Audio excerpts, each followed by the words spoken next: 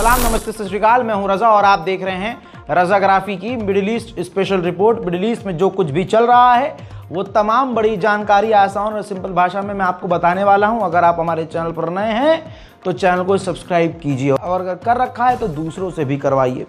हजरात मोहतरम, गाज़ा के खिलाफ बड़ी तैयारी हो रही है।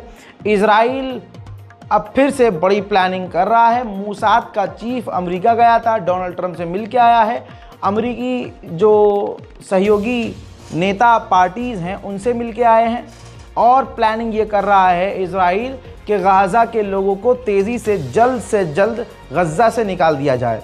इसके लिए वो कई देशों से बात भी कर रहा है। लीबिया, इंडोनेशिया, इरेट्रिया, ये कुछ ऐसे देश हैं, छोटे मोटे देश हैं जिनसे इजराइल पैसा देकर ये चाह रहा है, बल्कि बात भी कर ली है कि गाज़ा के लोगों को आप ले लीजिए।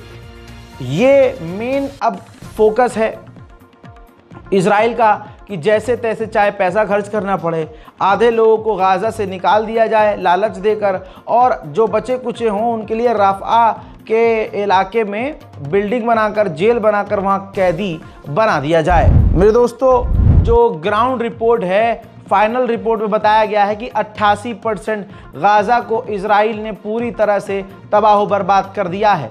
88% गाज़ा पूरी तरह से खाक हो चुका है। कुछ भी हो सकता है, ईरान के खिलाफ भी कुछ भी हो सकता है, क्योंकि कई बड़े लोगों की आवाजाही इजराइलियों की सीधा अमेरिका से हो रही है। जैसे आपके सामने इस रिपोर्ट को देख लीजिए, वीडियो देखिए। इजराइल का जो डिफेंस मिनिस्टर है वो भी अमेरिका पहुंचा और डोनाल्ड ट्रंप से मुलाकात की, अमेरिका के डिफेंस मिनिस्टर से मुलाकात की और कई अहम मुद्दों पर बातचीत करके खिचड़ी पकाई गई है। गाज़ा का हाल इतना बुरा है, ये टेंट का इलाका है। गाज़ा के वो लोग जिनके घर तबाह हो गए, घरों को लूट लिया गया, घर जलाकर खाक कर दिया गया, अब वो टेंटों के अंदर रह रहे हैं। तो इजराइल अब उस टेंटों के ऊपर भी हमला कर रहा है ताकि ज़्यादा से ज़्यादा गाज़ा के लोग मार डाले जाएं। फिर से कह रहा हूं, बहुत कुछ बड़ी चीज़ें पक रही हैं। इजराइल का एयर फोर्स का जनरल इस वक्त ब्रिटेन पहुंचा हुआ है। अब ब्रिटेन पहुंच के ईरान के खिलाफ तैयारी हो रही है, गाज़ा फ़िलिस्तीन के लिए तैयारी हो रही है। कुछ भी नहीं कह सकते, क्योंकि दोस्तों ये वो लोग हैं जो इजराइल का साथ देते हुए गाज़ा, फ़िलिस्तीन और ईरान, यमन, लेबनान, सीरिया, इन सब के खिलाफ काम कर रहे हैं शुरुआत से ही। हजरात, यूके, बरतानिया चंदा कर रहा है, चैरिटी करके मोटा अमाउंट इकट्ठा करके इजराइल के सेटलमेंट की जो ऑर्गेनाइजेशन है, जो कब्जा करने वाले नेता और ग्रुप हैं, जो गाज़ा और फ़िलिस्तीन की ज़मीन और वेस्ट बैंक पर कब्जा कर रहे हैं, उनको पैसा दे रहे हैं कब्जा करने के लिए। आप देख रहे हैं, ये एक तरफ सारी दुनिया है, एक तरफ पूरा यूरोप है और एक तरफ अकेला गज़ा और यानी फ़िलिस्तीन है। कोई मुस्लिम संगठन उसके साथ नहीं है, सिर्फ मुंह से बकैती करने वाले हैं, कोई ग्राउंड पर साथ देने वाला नहीं है। सोचिए, ब्रिटेन करोड़ों करोड़ों का चंदा कर रहा है, बरतानिया के लोग चंदा इकट्ठा करके इजराइल को दे भी रहे हैं कि इस पैसे का इस्तेमाल करके गाज़ा और फ़िलिस्तीन के इलाकों में मकानों को तोड़िए और यहूदियों को बसाइए। वहीं इजराइल यूएन के एजेंट्स, यूएन के इंस्पेक्टर और एजेंसीज को इजराइल का वीज़ा नहीं दे रहा है। वो नहीं चाहता कि ये लोग वहाँ पहुँचें और गाज़ा जाएं। मोहतरम हजरात, वैसे तो हमने कई बार मदद भेज दी है, लेकिन वो मदद तो ऐसा है समंदर में कतरा। अब यह हाल देखिए, गाज़ा का ऐसा है, जहाँ थोड़ी बहुत मदद जा भी रही है, वहाँ भूखों की कतार बता रही है कि अभी हम सब मिलकर, पूरी दुनिया मिलकर गाज़ा के लिए सिर्फ एक कतरे जैसा ही इंतज़ाम कर पा रही है। गाज़ा के अंदर खाने पीने का स्रोत ख़त्म हो चुका है। इजराइल ने ऐसी तबाही मचाई है कि अब दुनिया और दुनिया के बड़े संगठन खुद कह रहे और मान चुके हैं कि इजराइल ने भूख और प्यास को हथियार बनाया है। इसी के साथ ज़रा अगली ये तस्वीर देखिए। इजराइल के ये वो सेटलर्स हैं जो गाज़ा के अंदर जब मदद जा रही है तो ये रास्ता रोक कर गाज़ा के अंदर मदद जाने से रोक रहे हैं। इजराइल का एक ऑफिशियल, तस्वीर आपके सामने जो काली शर्ट में है, ये इजराइल का ऑफिशियल है, ये कहता है अपने पॉडकास्ट में, इंटरव्यू में, कि गज्जा के अंदर कोई भी इनोसेंट नहीं है। यानी इनकी नज़र में जो माँ की पेट में बच्चे हैं वो भी आतंकवादी हैं। संगी सोच। इसी के साथ इसने कहा कि गाज़ा के अंदर होटल्स, बीच, बड़े बड़े कैसीनोज, एंटरटेनमेंट की चीज़ें होनी चाहिए, लेकिन ये सब हमास की वजह से नहीं हो पा रहा है। वहीं इस 17 साल के फिलिस्तीनी बच्चे को वेस्ट बैंक में इजराइल ने घुसपैठ के दौरान गोली मारकर कत्ल कर दिया है। हज़रात मोहतरम, ये फ्लोटिला की तस्वीर सामने आई है तुर्किश मीडिया के ज़रिए। दोस्तों, आपकी स्क्रीन पर ये वो जहाज़ है जो तेज़ी से अब दूसरा जहाज़, फ्लोटिला जहाज़ जो है, गाज़ा की तरफ निकल चुका है, जिसके अंदर पत्रकार, इंटरनेशनल एक्टिविस्ट, ह्यूमन राइट के लिए काम करने वाले लोग और उनके साथ कुछ ख़ास मदद, दवाइयाँ गाज़ा की तरफ ले जा रही हैं। लेकिन हमें पूरा यकीन है कि इजराइल फिर इस पर हमला करेगा, ड्रोन से हमला करेगा, सबको गिरफ्तार करेगा और सबको डिपोर्ट कर देगा। इससे होगा सिर्फ इतना कि जो लोग ये फ्लोटिला के नाम पर गाज़ा की तरफ निकले हैं, ये फेमस होंगे, इनके चैनल पर व्यूज़ बढ़ेंगे, इनका नाम होगा, लोग इन्हें सलाम करेंगे, इनकी पहचान बनेगी। मकसद अगर गाज़ा को मदद भेजना है तो ऐलान करके किसी जहाज़ को भेजने की ज़रूरत नहीं थी। मोहतरम हजरात, ये 2 महिला और पुरुष आपको नज़र आ रहे हैं, ये लेबनान के हैं। इजराइल ने लेबनान पर भी ख़तरनाक बमबारी की, जिसमें सिविलियंस मारे गए हैं। हजरात, इजराइल की फ़ौज, बड़ा खुलासा है, इजराइल की फ़ौज ज़मीन पर सिर्फ सीरिया में नहीं है, बल्कि वो लेबनान में भी है। ज़रा इस मंज़र को देखिए, इजराइल के सैनिक लेबनान की ज़मीन पर हैं, वो अंदर रात को घुसे, काफ़ी अंदर लेबनान के, और जो वहाँ मलबा साफ़ कर रहे थे बुलडोज़र, उन बुलडोज़र्स में आग लगा दी।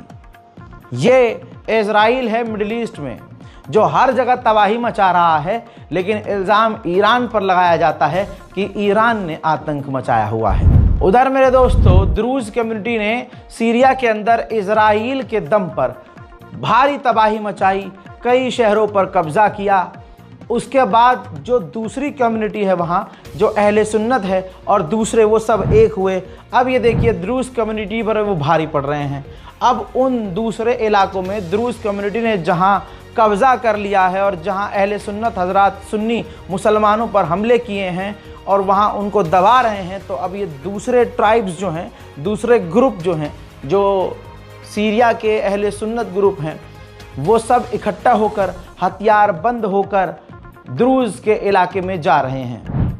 अगली तस्वीर देखिए, ट्रकों के अंदर मुसलमान सीरिया के इकट्ठा होकर द्रूज़ कम्युनिटी से लड़ने के लिए, इजरायली पालतू द्रूज़ कम्युनिटी को जवाब देने के लिए इकट्ठा होकर, हथियार बंद होकर आगे बढ़ रहे हैं। अब सुनिए, इजराइल ने 2 दिन का टाइम दिया है जोलानी को। कहा है कि आपकी सेना द्रूज़ कम्युनिटी के इलाकों में घुसे, उनसे डील करे, द्रूज़ कम्युनिटी से उनको सिक्योरिटी दे, और जो दूसरे सुन्नी कम्युनिटी के लोग द्रूज़ कम्युनिटी को मारने के लिए घुसे हैं या उनसे जंग लड़ने के लिए घुसे हैं, उनको आप बाहर निकालो।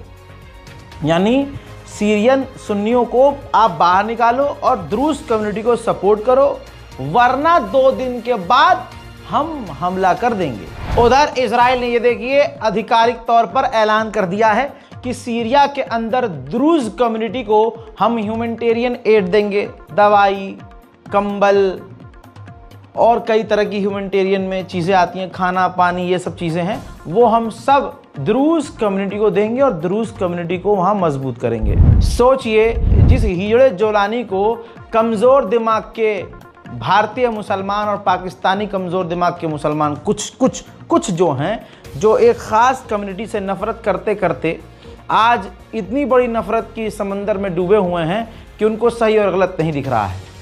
उनके मुंह पर तमाचा है कि जोलानी अपनी बीवी को लेकर, अपने बच्चों को लेकर दमिश्क से बाहर है, यानी छुपा हुआ है भगोड़ा। समझ रहे हैं? ऐसा रहबर, इसको रहबर मान रहे थे आप कि जब मुल्क और तुम्हारे इलाकों और तुम्हारे लोगों पर खतरा मंडराया दुश्मन का, तो सबसे पहले तुमने अपने खानदान को इकट्ठा किया, अपनी बीवियों को इकट्ठा किया और निकल लिए, गायब हो गए। ये है जोलानी, जैसा जोलानी वैसा उसके चाहने वाले। शर्म आनी चाहिए। सीरिया के जो दूसरी कम्युनिटी के लोग हैं, जिनको अरब, सीरिया में जो मुसलमान रहते हैं उनको भी अरब ही कहा जाता है, वो अरब मुसलमानों ने कॉफ़ी, वो खूब पीते हैं भाई, तो कॉफ़ी फेंक दी मग से और कहा कि कसम खाई, जब तक हम अपने इलाके को आज़ाद नहीं करा लेंगे, दुरूस को पीछे नहीं खदेड़ देंगे, तब तक हम कॉफ़ी नहीं पिएंगे। थोड़ा अजीब ये कॉफ़ी वाला है मसला, लेकिन भाई वहाँ चला है तो दिखा रहा हूँ। بعد إعلان النفير العام من مجلس القبائل والعشائر السورية، نقول وباسم الجميع تحرم علينا شرب القهوة ودقة النجر حتى ترجع سوريا بكل محافظاتها وأولها سويدة تحت كنف وراية الدولة، ونعلنها على الجميع وبعلم الجميع محرم علينا شرب القهوة. بعون الله، بعون الله، بعون الله، الله أكبر، الله أكبر، الله أكبر। फिलिस्तीन के लड़ाके अबू उबैदा जो अभी तक जिंदा हैं वो सामने आ गए, और यही वो अबू उबैदा हैं जिन्होंने 3 साल पहले जब फिलिस्तीन और इजराइल की जंग हुई थी, इस बंदे ने और इसके संगठन ने अकेले इजराइल को दिन में तारे दिखाए थे। हमें ये उम्मीद थी कि अबू उबैदा को मार दिया गया होगा, लेकिन अबू उबैदा जो हैं वो जिंदा निकले हैं और उन्होंने साफ तौर से कहा है कि हम एक बार में इजराइल के तमाम यहूदी कैदियों को रिहा करने को तैयार हैं, लेकिन नेतन्याहू डील करना ही नहीं चाहता। उधर सऊदी अरब अलग ही नशे में है। सऊदी अरब की नेवी ने अमेरिका की नेवी के साथ मिलकर नेवी ड्रिल की है, बहुत बढ़िया। उधर लीजिए अब ईरान की जुड़ी खबर। अमेरिकी इंटेलिजेंस रिपोर्ट के अंदर खुलासा किया गया है कि इजराइल ने जंग के दौरान ईरान के राष्ट्रपति पेजेश्कियान को ही कत्ल करने की कोशिश की। जहां पेजेश्कियान मीटिंग कर रहे थे, इजराइल ने वहां मिसाइल दागी। जब पेजेश्कियान और उनके साथी पिछले गेट से बाहर निकल रहे थे, उस दौरान पेजेश्कियान बुरी तरह से घायल हुए और उनका पैर बुरी तरह से जख्मी हो गया। यह है इजराइल, किसी भी देश के प्रधानमंत्री और राष्ट्रपति और लीडर को तुरंत सीधा निशाना बनाता है। लेकिन यहाँ ईरान की इंटेलिजेंस फेल हुई, लेकिन गनीमत यह रही कि पेजेश्कियान जिंदा है। उधर ईरान के टॉप जर्नलिस्ट ने साफ तौर से कह दिया है कि अगर दुश्मन ने दोबारा से एग्रेशन दिखाया, हमला किया, तो हम पहले से ज़्यादा और बड़ा हमला करेंगे। इजराइल ने ईरान के किंडरगार्टन पर जो बच्चों के हमला किया था, उसकी ये सीसीटीवी फुटेज है। ये देखिए, इजराइल की ये रीत रही है, इजराइल का ये स्टाइल रहा है कि वो बच्चों को खास करके निशाना बनाता है। उधर ईरान के विदेश मंत्री ने देखिए ये ट्वीट किया है और बताया है कि हमने E3 से हमने कॉन्फ्रेंस की और यूरोपीय यूनियन के कुछ खास लीडरों से मीटिंग की, जॉइंट मीटिंग थी, और हमने साफ कहा है कि हम 2015 को ये ही डोनाल्ड ट्रंप इस डील से बाहर निकले अपने आप, और उसके बाद दोबारा माहौल ख़राब किया गया। हम दोबारा अब डील के लिए बात कर रहे थे और बातचीत अच्छी चल रही थी। इसके बावजूद अमेरिका, इजराइल ने हम पर हमला कर दिया। तो अब ये पहले अमेरिका साबित करे कि अब दोबारा वो हमले के बाद बातचीत करना चाह रहा है, तो वो फेयर है, वो ईमानदार है और वो क्या सच में बात करना चाहता है। पहले अमेरिका को अब ये साबित करना होगा। मेरे दोस्तों, जो टॉप लेवल के पत्रकार हैं और सूत्र हैं, वो ये बता रहे हैं कि E3 की ईरान के साथ डायरेक्ट मीटिंग भी हो सकती है। इजराइल के लोगों की जो मानसिकता है वो हैवान से भी बदतर है। अगर आपको चलता फिरता हैवान देखना है तो जाइए और इजराइल के लोगों को देखिए। इजराइल के सेटलर्स ने फिलिस्तीनियों के इलाके पर हमला करके 117 भेड़ों को भी कत्ल कर दिया। हजरात, गाजा का हाल कितना बुरा है मैं आपको बता चुका हूँ। ये मैंने मिडिल ईस्ट में चाहे गाज़ा हो, फ़िलिस्तीन हो, लेबनान हो, सीरिया हो, ईरान हो, अमेरिका हो, इज़राइल हो, सऊदी हो, कतर हो, मिडिल ईस्ट में जितना कुछ बड़ा बड़ा अभी तक सामने आया है, मैंने एक ही वीडियो के अंदर आपका वक्त बचाने के लिए बता दिया है। इस रिपोर्ट को शेयर कीजिएगा। गाज़ा की मदद दिल में अगर करने की आए तो इन दोनों बार कोड का कोई भी बार कोड दोनों में से एक इस्तेमाल कीजिएगा और गाज़ा की मदद करने की कोशिश कीजिएगा। कुछ नहीं कर सकते तो सबसे बड़ी ताकत है ईमान की ताकत, नमाज की ताकत, इबादत की ताकत, दुआ की ताकत। दुआ कीजिए अपनी इबादतों के बीच गाज़ा और फ़िलिस्तीन और हिंदुस्तान के मुसलमानों के लिए दुआ कीजिए। फ़िलहाल के इस रिपोर्ट में इतना ही। अपनी राय कमेंट सेक्शन में ज़रूर लिखिएगा। जय हिंद।